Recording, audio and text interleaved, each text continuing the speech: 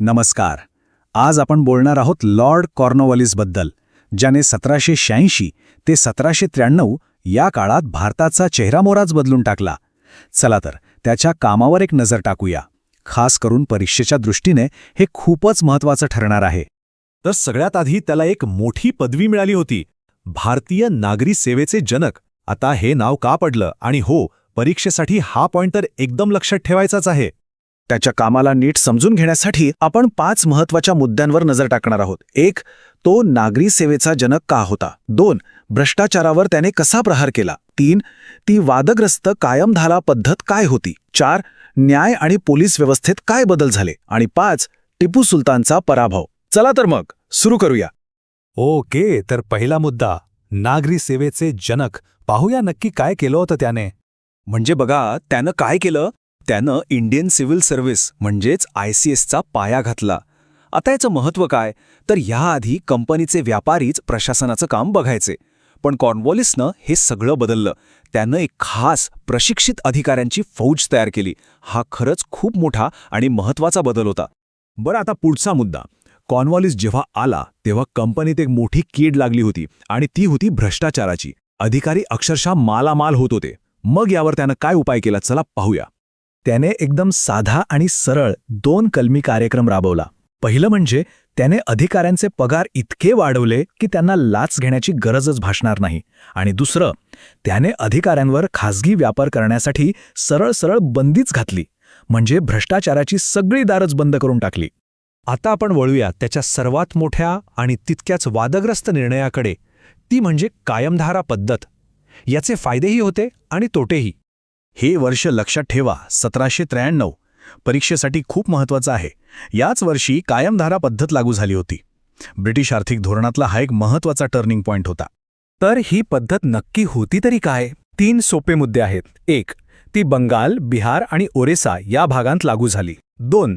यात जमीनदारांना जमिनीचा मालक बनवण्यात आलं. आणि 3. सरकारला मिळणारा जमीन महसूल तो कायमस्वरूपी निश्चित करण्यात आला. म्हणजे एकदा ठरला की ठरला, त्यात बदल नाही. सोपं आहे ना? कुठे, कोण आणि किती? याचा परिणाम काय झाला? बरं, कंपनीसाठी तर ही लॉटरीच होती.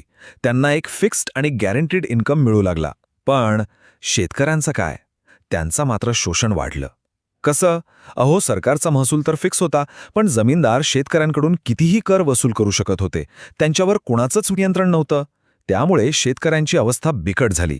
ओके, आता फक्त आर्थिक नाही तर कॉर्नवॉलिसने कायदा आणि सुव्यवस्थेच्या क्षेत्रातही मोठे बदल केले. चला ते पाहूया. पुन्हा एकदा 1793 हे वर्ष महत्त्वाचं आहे. त्यानं कॉर्नवॉलिस कोड आणला. आणि यातली सगळ्यात मोठी गोष्ट काय होती माहिती आहे? त्याने महसूल गोळा करण्याचं काम आणि न्याय देण्याचं काम ही दोन्ही कामं एकमेकांपासून वेगळी केली. म्हणजे काय, तर जो कलेक्टर कर गोळा करतो तोच न्यायाधीश असणार नाही. यालाच शक्तीचं पृथक्करण म्हणतात. हा खूप मोठा आणि महत्त्वाचा निर्णय होता. त्याने फक्त एवढंच नाही केलं, तर संपूर्ण न्याय आणि पोलीस व्यवस्थेची पुनर्रचना केली. दिवाणी म्हणजे सिव्हिल आणि फौजदारी म्हणजे क्रिमिनल कोर्ट्सची एक सिस्टीम तयार केली. एक आधुनिक पोलीस दल उभं केलं. प्रत्येक जिल्ह्याची ठाण्यांमध्ये विभागणी केली. आणि गंमत म्हणजे प्रत्येक ठाण्याचा प्रमुख म्हणून एका भारतीय अधिकाऱ्याची म्हणजे दारोगाची नेमणूक केली. सगळं अगदी पद्धतशीरपणे केलं. चला आता येऊया शेवटच्या मुद्द्यावर. त्याच्या काळात एक मोठी लष्करी घटना घडली होती. हे युद्ध होतं तिसरं इंग्रज-म्हैसूर युद्ध, जे 1790 ते 1792 पर्यंत चाललं. कोणाविरुद्ध? तर टिपू सुलतान विरुद्ध. आणि याचा शेवट झाला 1792 मध्ये श्रीरंगपट्टणमच्या तहाने. या तहाचे परिणाम खूपच मोठे होते. विचार करा, या तहानुसार टिपू सुलतानला आपलं अर्ध राज्य ब्रिटिशांना आणि त्यांच्या साथीदारांना द्यावं लागलं. अर्ध. यामुळे म्हैसूरचं सामर्थ्य खूपच कमी झालं. आणि फक्त जमीनच नाही तर वरून युद्धाचा खर्च म्हणून तब्बल 3 कोटी रुपये सुद्धा टिपू सुलतानला द्यावे लागले. त्या काळात ही खूप मोठी रक्कम होती.